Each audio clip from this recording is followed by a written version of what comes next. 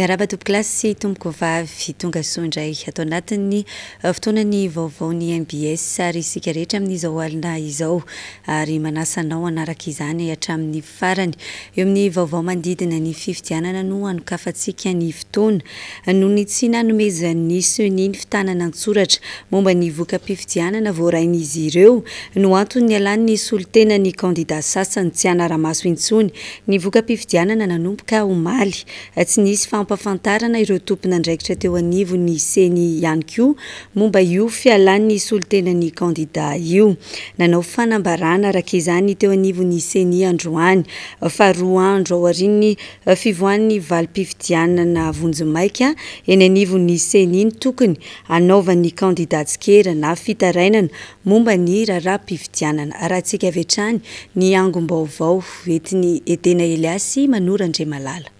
Taorin'ny ireo fangatana maro nataon'ny kandida sy olom-pirenena momba ny famoahana ny voka-pifidianana isaky ny birao fandatsaham-bato dia tsy niorina tamin'izay ny kandida sasany fa ny fitanana antsoratry ny seny momba ireo voka-pifidianana ireo mihitsy no takin'ny kandida no lavy ny seny avy hatrany anefa izany. Gataka indray no hoe omeo anay mihitsy lay PV le scanne le PV ny seny. Zay. Dia teo zany a ozy ny seny hoe ny fotokevy dehibe dia tsotra ny procès verbal zay namboaritsika dia samy manana ny azy, manana ny procès verbal ny ACC, manana procès verbal ny CENI, manana procès verbal ny SRMV, manana procès verbal ny délégué ny candidat, délégué de vote ny candidat, manana procès verbal ny observateur. Fa maninona ary ny procès verbal ny CENI no alaina fa aiza le procès verbal ny délégué ny candidat. Malona izany dia nisy tamin'ny solitenan'ny kandida no niala avy hatrany tsy anara-maso intsony ny voka-pifidianana teny anivo ny CENI nanambara ny filoha lefitry ny CENI tery Rakotonarivo androany fa tsy nahazo fampafantarana mialoha momba io fanapahakevitra io. Dia rehefa tsy azo moa ilay procès verbal ny CENI scanena omena azy ireo dia tsy nisy ny fampiresahana. Zay tsy nahafantatra fa tamina roa-mpanao gazety zay nahafantatra ny hoe nefa maraina an'iny hoe niala ny solitena ny kandida sasany. Tsisy ny fampiresahana. Ho an'ireo kandida sasany na olom-pirenena tsotra mitaky ny anafoanana ny voka-pifidianana dia nanambarany teo anivo ny CENI fa tsy manana fahefana ny anafoana izany izy ireo. Ny HCC Ireriany no tompo ny teny farany momba izany. Roa andro aorian'ny fivoan'ny voka-pifidianana vonjomaika avoaka ny CENI no tokony ametrahan'ny kandida na ny solitenan'ny kandida fitarainana mikasika ny raharaham-pifidianana. Ny CENI dia tsy tompona andraikitra amin'ny resaka fifanolanana ara-pifidianana. Raha misy ny fifanolanana ara-pifidianana ka misy ny fitoriana na ny fitarainana apetraka dia tsara ho marina amintsika eto ihany koa fa roa andro aorian'ny famoahan'ny CENI ny voka-pifidianana vonjomaika zay ny fefotoana ananan'ny kandida sy ny solitenany na ny olona rehetra zay manana zo hanao ny fitoriana amin'ny raharaham-pifidianana. Io tolakandro io no nanaovana ity valandresaka ho an'ny mpanao gazety ity tetsy amin'ny seny Alarobia. Makasika izay vaovaon'ny fifidianana izay hatrany komina iray ao amin'ny distrika ny Kialamavony no tsy nanatanteraka fifidianana noho ny tsy fahatongavana ireo mpikambana eo anivo ny birao fandatsaham-bato miisa 5 ao an-toerana. Mikasika ny voka-pifidianana tao amin'ny birao fandatsaham-bato EPP Vohibola kosa dia nanambarana teo anivo ny CENI fa nisy fifandosona teo amin'ny fanoratana izany ka ny famadika tamin'ny vato ny kandida hafa. Distrika Vaovao Mbs amin'ny 7 Mbs hatreto no efa nahatonga ny voka-pifidianana eo anivo ny CENI. Edena Eliasy Manorandre Malala. Voka-pifidianana amina birao fandatsaham-bato ao amin'ny komina Solila distrika ny Kialamavony no tsy naraisana voka-pifidianana teny anivo ny SRMV. Ny tsy fahatongavan'ireo mpikambana eo anivo ny birao fandatsaham-bato no antony tsy nahatotosany fifidianana tany amin'ity toerana ity. Voka-pifidianana amina bureau de vote iray amin'ireo 2,7 no sisa tsy tonga eny amin'ny SRLB. Ray zany amin'ireo bureau de vote 24 852 ray no procès verbal de carence. Raha tsy diso dia any amin'ny district Kalamavony, any amin'izany commune antsoina hoe Solila izany no misy anio bureau mpifidianana io. Ny antony tsy nahatanteraka ny fifidianana tao dia tsy nisy tonga ny mpikambana tamin'ny bureau fandatsaham-bato 5 ary dia tsy azo tanterahana ny fandatsaham-bato. Mikasika ny voka-pifidianana tao amin'ny EPP Vohibola Belair kosa indray izay isan'ny teraka resabe tao amin'ny tambazotra an-tserasera dia nanambarany teo anivony ny CENI fa nisy fifandotsona ny fanoratana izany ka ny famadika ny antotanisa tokony ho azo ny kandida iray sy ny kandida iray. Misy voka-pifidianana tao amin'izany commune ny Vohibola ka ny famadika ny antotanisa azo ny kandida iray sy ny kandida iray eo ambony. Raha le anankiray zany tokony nahazo aotra dia ny ray tokony nahazo 1,7 dia lasa tao amin'le anankiray le tokony ho an'ny anankiray. Birao fandatsaham-bato misy 503 isan'andro no kirakiraina ety anivony CENI. Atreto district Roambzato amin'ny 7 misy eto Madagasikara no efa nahatonga ny voka-pifidianana eny amin'ity birao pirenena mahaleo tena misahana ny fifidianana ity. Mbola andalana kosa ireo 17 ambiny. Ezahana ny amoahana ny voka-pifidianana vonjimaika mialohan'ny 20 Novambra raha toa tsy misy sakana ny fahatongavan'ireo voka-pifidianana avy any amin'ny SRMV sasany ireo. Tsy ho ela kosa dia ho feno tanteraka ny voka-pifidianana voaray etsy anivon'ny foiben'ny KMMR sy ny tiako Madagasikara etsy Belair. Maro tamin'ireo birao mpifidianana tamin'ny faritra samihafa teto amin'ny Nosy no nahazon'ny kandida marika Ravalomanana Salanisa mihoatra ny 80 isanjato. Arahintsika eto anatin'ity tatitra ity ireto birao mpifidianana azahoan'ny kandida larana fa 520 io Salanisa io. Vaovao tateriny Dina Razafy Manotrona.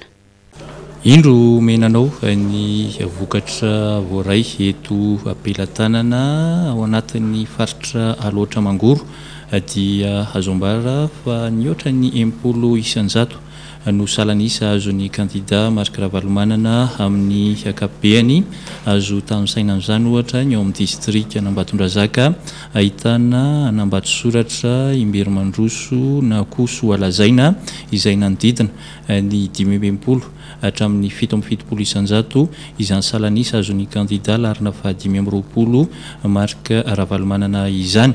Atao amin'ny district Naparafaravolo indray dia tsy latsaky ny 80 isanjato ny vato azo ny kandida marika Ravalomanana ary dia misy mihitsy ny nahazo hatrany amin'ny Salanisa 770 isanjato raha tao amin'ity district Naparafaravolo ity. Azo tansaina amin'izany moa ny tao amin'ny commune Naparafaravolo izay nahazony ny Salanisa 770 isanjato na koa ny tao amin'ny commune Samamy izay nahazony ny Salanisa 770 isanjato. Ny tao amin'ny district Andilamena dia tsy latsaky ny 120 isanjato izany ta azo ny kandida larina fa 520 izany dia ny tao Andilamena ohatra izay nahazony izay ta ny 120 isanjato izay. Ny tao Bemaitso kosa dia nahatratra hatrany amin'ny 420 isanjato. Ho an'ny district Nanosy Anala indray dia nahatratra ihany koa izay 80 isanjato izay ny Salanisa azo ny kandida marika Ravalomanana. Ho an'ny teo anivon'ny district Moramanga moa dia nanodidina ny 20 isanjato izay ny Salanisa azo ny kandida laharana fa 520 izany.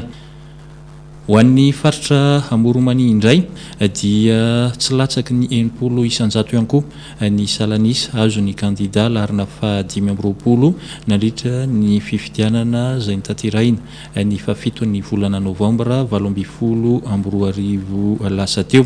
Ny tao amin'ny district Anambositra ohatra dia nahatratra hatrany amin'ny 720 isanjato ny Salanisa azo ny kandida marika Ravalomanana atao amin'ny commune Andina ao anatin'izay district Anambositra izay.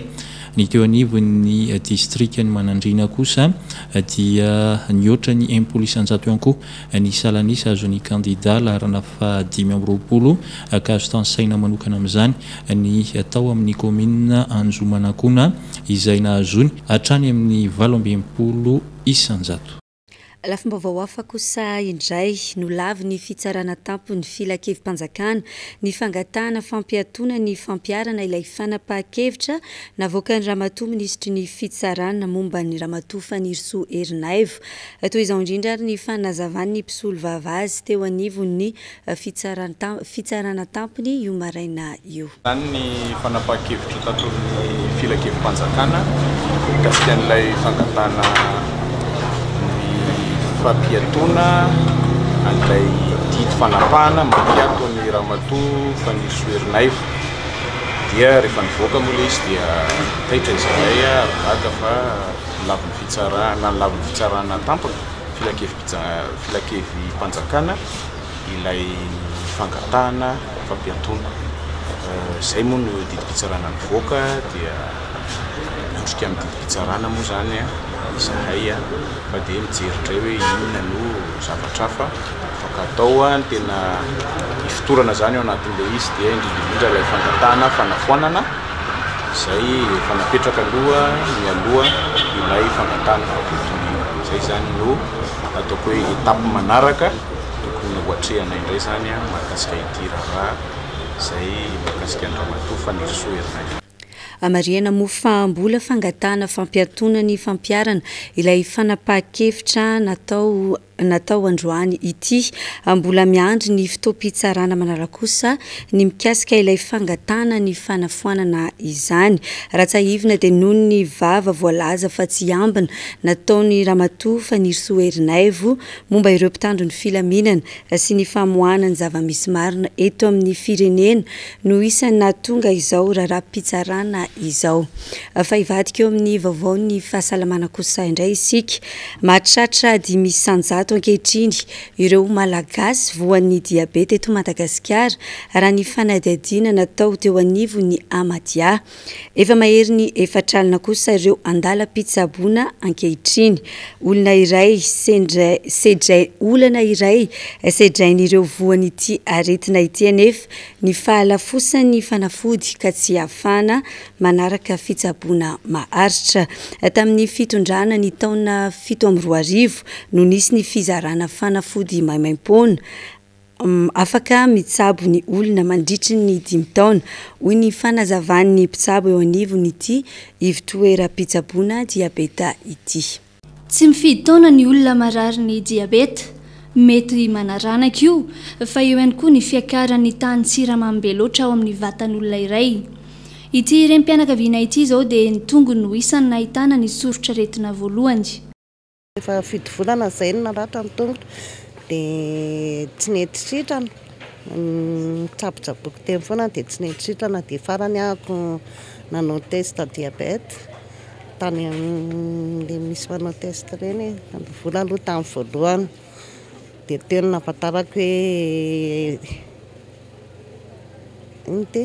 tapa-bolana alohan'ny dirako tato zany nanao test teny nahafantarako hoe nisy diabeta dia nanantona dokotera tary amin'ny dispensaire dia nitsabo tena dia izay dia nalefany dokotera aty amin'ny hôpitaly ny papako vo dia ohatranazy koa marary tongotra dia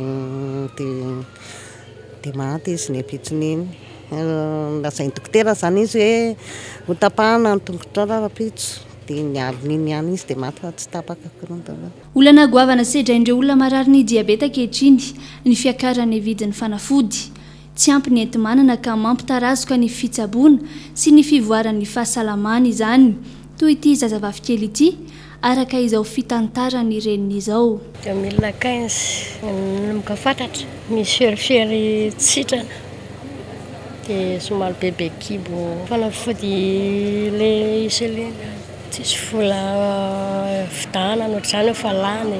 Teo anelanelan'ny taona 2 hatramin'ny taona 20 no tena hita taratra ny fanaovana laharam-pahamehana ny fahasalamam-bahoaka. Tafiditra ao anatin'izany ity aretina diabeta ity. Ankoatra ny fitsaboana maimaimpona dia ny antohana ihany koa ny fanafodindreo marary tamin'ny taona 7 hoy ny fanazavany ity mpitsabo eo anivony Amadiana ity. 2007 ngamany tamin'ny fitondrana tamin'ny 2007 dia nisy ezaka nataon'ny fitondrana tamin'izany nahazo insuline maimaimpona maro be mihitsy ireo diabetika navita azy nandritra ny 5 taona tena nisy tena avotra mihitsy le diabetika zany dia raha mbola misy ezaka ohatr'izany amin'izao fotoana zao tena avotra ireo diabetika be dia be ireo zany fa tsy hoe matimaty foana dia miambina any dia maty azy zany tsisy mpikarakara dia maty le olona nefa be dia be ry zareo raha eto Madagasikara. 500 malagasy ankehitriny no lazoiny ity aretina ity. Tsy mitsaha mitombo anefa izany noho ny tsy fahaizana mandanjalanja ny sakafo hohanina fa indrindra ny fahalainana manao fanatanjahantena. Ho an'ny teto amin'ny Amadia dia mahatratra 4 ireo olona efa notsaboina eto, zazakely avokoa ny 700 tamin'ireo. Nankalazaina androany ny andro maneran-tany ho an'ny diabeta izay nampisalorana ny loha hevitra hoe ny diabeta sy ny fianakaviana. Lafim-baovao hafa indray trangana firehetana iray isan'andro no voaraindry zareo mpamono hafa hoe tsy tsara lalàna. Manoloana izany indrindra dia manentana ny mpiarabelona izy ireo mba ho mailo hatrany. Handeha rahantsika ary ny fanadiadina hoentin'ny fidy andrentsoavina sy Herzou Rajonarvo. Manoloana ny trangana hitrano niseho matetika teto andrenivohitra tahaka ny tranga farany teo tetsy Analamahitsy akadimbahoaka izay hamoizana fananana ny tapitrisan'ny maro dia samy tokony ho mailo ny tsirairay ary andray mifepetra mifanandrify amin'izany ory zareo etsy mitobo mpamono hafa vety tsara lalàna izay antony 3 no isany mahatonga azy ireny dia ny ara olombelona, ny ara voajanahary ary ny ara teknika. Zavatra tokony atao zany dia voalohany indrindra ny fanajana ny mari-panorena trano misy 10 ao anatin'izany fanajana ny mari-panorena trano zany dia voalohany indrindra amin'izany ny fampiasana ny akora izay tsy mora mirehitra. Manarak'izay dia ny fanajana ny elanelana tokony hisy eo amin'ny trano 2 na maromaro mba tsy hitaran'ny hafa. Sady fa ny hafa dia aingana ny fitaran'ny hafa satria ny hafa raha vao mirehitra 1 minitra dia mbola azo finoana amin'ny rano raisol. Rehefa tonga 2 minitra ny firetana mahatratra 2 minitra dia rano ray barika, fa rehefa tonga 3 minitra kosa ny firetana dia alay vosaratsaina fa mitady rano 1 taonina sahady dia iny fiarana mpamonjy voina iny. Ny tsy fahalalana, ny tsy rambona ary ny tsy fahamatorana dia isan'ny antony miteraka ireny haitran samihafa ireny ihany koa izay nanentanany zareo mpamonjy voina ihany koa moa ny amin'ny fananganana ny komity paritra ho amin'ny fiarovana eny anivon'ny vokotany. Tokony hisy fitaovana izay famonoana afo ao amin'ny trano, ao amin'ny garazy, any amin'ny usine maro isan-karazany, eny fa na dia hatrany anaty birao isan-karazany ihany. Hitantsika sy fatatsika ny tokony hisian'ny extincteur izay any anatin'ny birao sy ny fiara rehetrarehetra zany dia tokony apetraka izay. Fa indrindra ny tokony hisian'ny bosy na poteau incendie amin'ny toerana izay manantsara zany tokony ho arovana. Tokony tsy ampiasa na hivarotra akora mora mirehitra fa toerana manokana no tokony hisiana zany akora mora mirehitra zany toy ny solika, toy ny produit plastika na ny akora simika maro isan-karazany. Ny resaka fampiasana ny resaka fil électrique zany dia tokony fil électrique manara-penitra izay napetraky ny teknisiana voahofana manokana amin'izany fametrahana ny courant électrique zany ary na dia fa mipetraka eo riny ka manara-penitra napetraka ny teknisiana manara-penitra dia tsy maintsy amarinina isa-taona. Tsy aivina fa maimaim-pona avokoa ny vonjivona ataon'izy ireo na ho an'ny toby etsy tsara lalàna na ny eny Ambohimanarina na ny eny Andravoahangy. Izy ireo izay efa vonona amin'ny fiantrenana ny rivo-doza ho avy amin'ny alalany fanapana ireo asa samihafa teto andrenivohitra. fa nahazo jiro mandeha amin'ny herin'ny masoandro kosa ny cité Andranoambo amin'ny fokotany Antotapenaka boriboritany voalohany fiara-miasa teo amin'ny CDA sy ny commune urbaine Antananarivo moa izao nafana nametraka ireto fotodrafitrasa ireto ny andindin'izay ary tanteriny Dina Razafy Manotrona. Notokanana tamin'ny fomba ofisialy omaly ireo fitaovana manazava ny tanàna na plaque solaire fitaovana manome jiro avy amin'ny masoandro izay tetikasan'ny association ezaka atao amin'ny cité Andranoambo fokotany Antotapenaka A3 boriboritany voalohany commune Antananarivo renivohitra. Anisa 13 teo ireo association aty anivon'ny fokotany izay niasan'ny CDA centre de développement d'Antotapenaka no tonga ny soratra anarana. Ny 12 tamin'izy ireo ihany no nanolotra ny tetikasany ary ny 3 kosa no nahazo loka. Ny association ezaka no nandrombaka ny larana faharoa tamin'ity fifaninanana ity ka izay indrindra no nahazo ny famatsimbola mitetina 5 tapitrisa ariary mba ho fanatanterahana ny tetikasan'izy ireo dia ny fanazavana ny tanànany amin'ny alalan'ny jiro avy amin'ny masoandro. Naseho tamin'ny alalan'ny endrika fifaninanana fananganana tetikasa izany fampandraisana andraikitry ny olom-pirenena izany. Fikambanana 150 tao anatin'ny fokotany izay iasan'ny CDA no nandray anjara, 7 tamin'ireo no nampiseho ny tetikasa ary 3 tany amin'ny farany no nahazo ny loka. Marihana fa ity fifaninanana ity dia niarahana niasa tanteraka tamin'ny commune urbaine Antananarivo sy ny commune rurale Bemasoandro ary ny district eto Tanaimo izany mazava ho azy. Nandray anjara betsaka tao anatin'ny faletsehana hifontiny ireo fikambanana ny commune tao anatin'izay. Teo ihany koa ny fandefasan'izy ireo ny soliteny andray anjara amin'ny fitsarana ny fifaninanana. Loka anankitelo no natolotra ho an'ny tetikasa mendrika anisan'izany ity eto Andranoambo ity izay nametraka ireo fitaovana manazava ny tanàna na antsointsika hoe plaque solaire. Ao anatin'ny fokotany Antotapenaka fahatelo no misy azy. Ny fokotany Antotapenaka fahatelo ihany koa dia misy fikambanana anankiray antsoina hoe Mitsimbina nahazo ny loka fahatelo.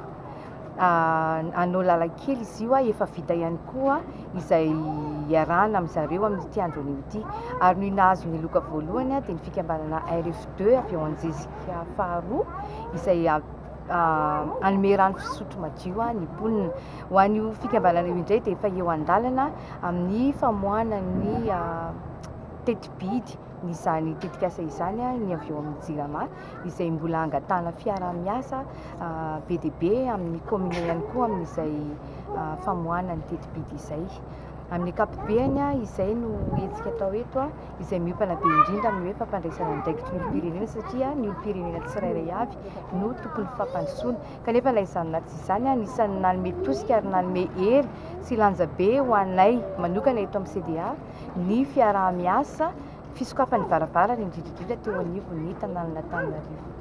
Tsara ny manamarika fa ny aina atao anaty aizana tanteraka ity cité ity atao anatin'ny folo-taona niorenany zary lasa nanjakan'ny tsy mpandriam-pahalemana ka nahatonga ny fikambanana ezaka nanatotosa izao tetikasa izao niaraka tamin'ny CEA. Araka ny nambaran'ireo mponina teny an-toerana dia faly izy ireo satria dia efa volana maromaro no sitrahan'ireto farany ny fahazavana. Ny CDA sy ny commune Antananarivo renivohitra no namolavolan'ny tetikasa ary ny fampiroboroboana ny fitondrana tsaran-tantana eny fotony amin'ny alalan'ny fampandraisana andraikitra ny tsirairay. Ny elakelan-trano no nanomboana ny tetikasa tamin'ny alalan'ny fametrahana projecteur 17 manodidina ny tanàna. Araka izany dia mbola ho avy ny fahazavana isaky ny tokantrano tsirairay. Mifaraneto ny vaovao amin'izao alina izao. Isaorana ianao tany tokantrano nanaraka izany hatramin'ny farany mametraka ny veloma mandram-peona ary mamehy fotoananao amin'ny rapisto izao indray. Veloma tompoko.